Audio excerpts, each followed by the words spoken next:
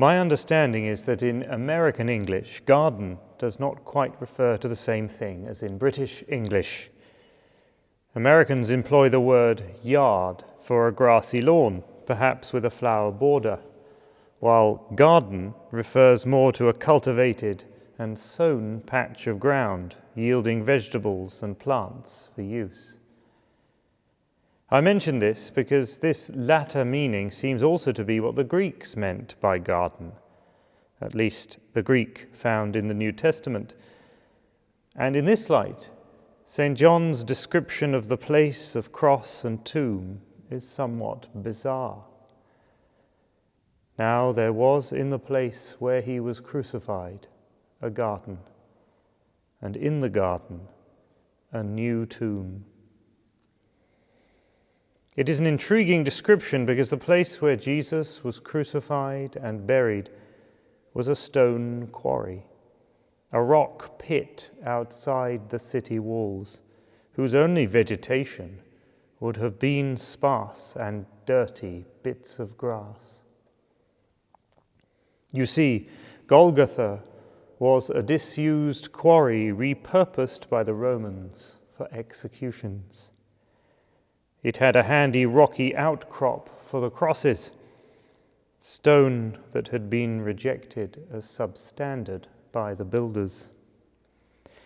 This lump of rock, Calvary, was no more than a stone's throw from the other side of the quarry, a steep bank into which tombs were hewn. In the garden, a new tomb. What a garden! As the shadows grow long, Jesus' body is carefully taken off the cross to be carried across the quarry floor. Joseph of Arimathea, maybe, and Nicodemus, picking their way through rubble, blood-stained vegetation, and debris to bury the dead.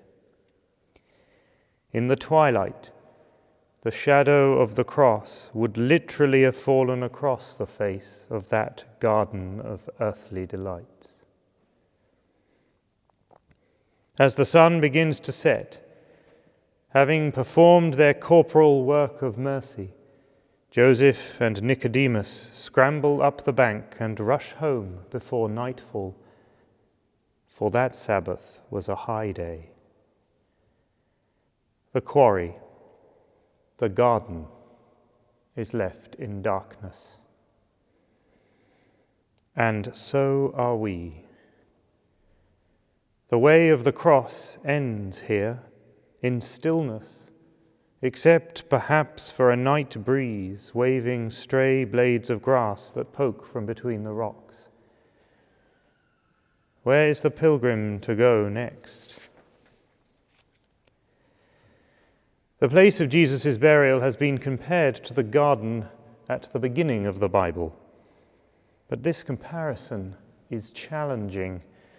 Eden is not called a garden in Old Testament Greek, but paradise. Does this blood-stained dump where the Romans executed criminals sound like a paradise? But the cultivated nature of a fertile garden also seems an inappropriate description for Golgotha, for a place of death, for the dust and dirt of a disused hollow. Unless, by this language, St. John is beckoning the pilgrim forward. In the same Gospel, Mary Magdalene stumbles to the quarry bed in the morning dark.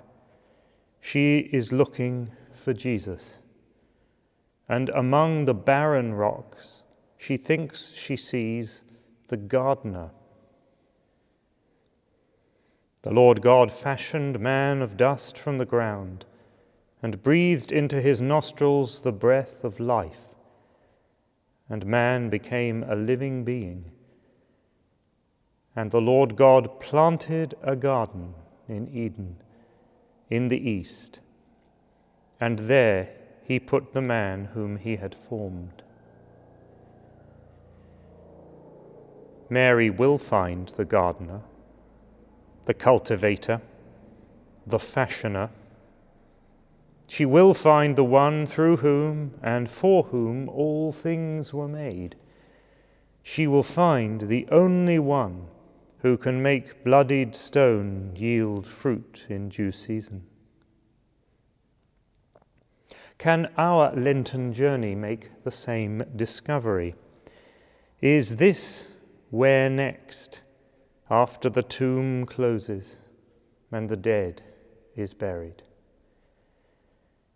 Our pilgrimage along the way of the cross reflects the same search as in the Song of Songs. Where has your beloved gone, O fairest among women? Which way has your beloved turned, that we may seek him with you? My beloved has gone down to his garden, to the beds of spices, to pasture his flock in the gardens, and to gather lilies.